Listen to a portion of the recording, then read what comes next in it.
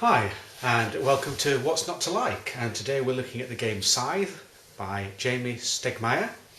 But as you can see, actually we don't have the game out in front of us because I don't have a copy of it. Nick has a copy, which we really enjoyed playing the other night, as you may have seen on the preview. But we're still going to talk about it, and what I'm going to do is show you some of the illustrations we took on the night to show you one or two points we want to look at today in our analysis of the game. So we're not trying to tell you all the rules of the game, we're trying to look at some of the design features that I think make this game interesting, and particularly from our point of view as games designers ourselves. Okay, so the first thing that I want to consider is, really looking at the way the game has been marketed and made into a terrific visual game with the use of plastics. And as you can see, Nick is a great painter of plastic figures, and they look absolutely terrific in the game. So this takes me back to our early days of the hobby, when we first started playing games in our late teenage years. A lot of them would be tabletop games. So we'd be looking at ancient warfare, or American Civil War, or Napoleonics, and a lot of the interest was in actually painting up figures to make a real spectacle. And I think that's a great magnet for people, perhaps particularly young men, to play games. And I think what we wanted to do when we made those armies up was we wanted a game system that really allowed us to explore the potential of the figures and to sort of celebrate the figures in playing a game about them. So we used to play a lot of American Civil War games, and we made our armies up and painted those. And the battles we played were using other people's rules, and they tended to be a bit of a car crash game where everything thundered towards each other, and you did lots of rolling of dice and calculating things, and lots of units were removed from the game. But there didn't seem much of a game in that play.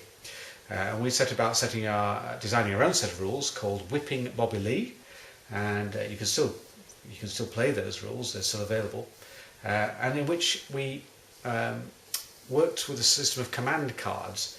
So that instead of everybody charging together at the same time, everybody moving simultaneously, things had to move in sequence, and you had to plan your campaign. So much more of a gamey sort of experience, which in some ways reflected perhaps the warfare better.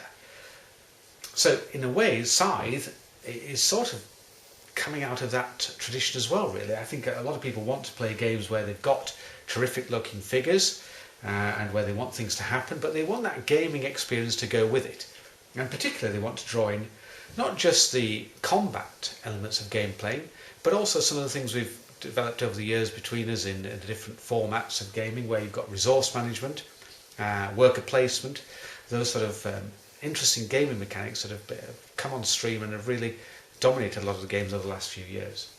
So if you look at Scythe, a lot of the gameplay is focusing on these action boards. You spend most of your game planning out whether you're going to move, or going to trade, or you're going to produce something, so that the action board is where a lot of the thinking takes place, a lot of planning.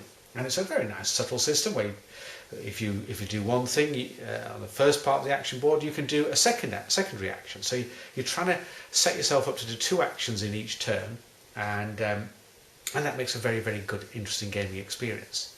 So although you've got all these models and they're going to be ready to do lots of fighting with them, it's still delayed. It's not taking place straight away in the game format at all. Game players are engaging, as said, with their action boards. And similarly, this delay carries on in the gameplay. So again, while you may be thinking, oh, I've got all these mechanical devices to go and combat people, it actually proves quite difficult to move around the board to do that. It's a very restricted board in lots of ways. The rivers in particular hold you up, and to get across the rivers you need to go through a series of tunnels, which might mean building your own tunnel, which takes time, and so you are restricted on what you can on the board in that respect. Also, if your mechs are not developed, you can't move very quickly, and if you want to move workers, they move extremely slowly unless they've got a mech to go with them. So there's a lot of restriction on the game in terms of movement across that tabletop, so that the action of fighting is going to be held back usually until a little bit later in the game. So there's a lot of gameplay going to take place before you actually get to the nitty-gritty of combating each other. when you do get to the nitty-gritty of combating, you tend to be in the central area. You don't have to be, but it tends to be. It's a very gladiatorial feel to that. The tunnels in the middle actually sort of circle that area, and that's probably the way you're going to come into that area, through the tunnels. And if you do, you're heading towards a factory in the middle of the board where there's benefits to be had. So this sort of sense of, if you're going to make your play militarily, you're going to set off for the middle of the board and really trying to make your stance. So you're setting yourself up for your combat. So I think that area of combat inevitably means that people can predict what's going to happen. They can see when you're coming, they see what sort of your intent is. You can have surprise attacks in the game, because one of the objectives is to defeat an opponent. So you've got to watch your back and be careful. But very often, if you are jumped on by somebody, I think the feeling is very much that you probably could have seen it coming. So again, restricting that sense of massive, irregular, random combat, so that you can enjoy the gameplay. And the third factor, which I've already touched upon, is that in order to win the game, you're really trying to complete the 6 stars, 6 objectives you've got to do in the game. It might be to construct all your mechanised units, or to get all your workers onto the map. 2 of the objectives are to successfully win a combat. So you don't have to do those 2 combats in the game to get all your 6 stars on.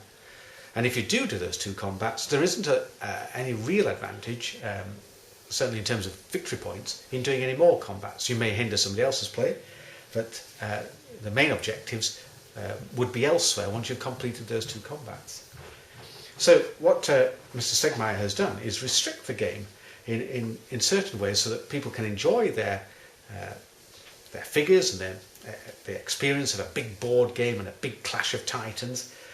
But he's held it all back. He's controlled it, so that the gameplay of board games involving resource management and worker placement, that has a major part to play in the game. So a little bit for everybody, I think, in the game. And if you've played it, I'm sure you will enjoy it. So thanks for watching again, and catch up with you next time.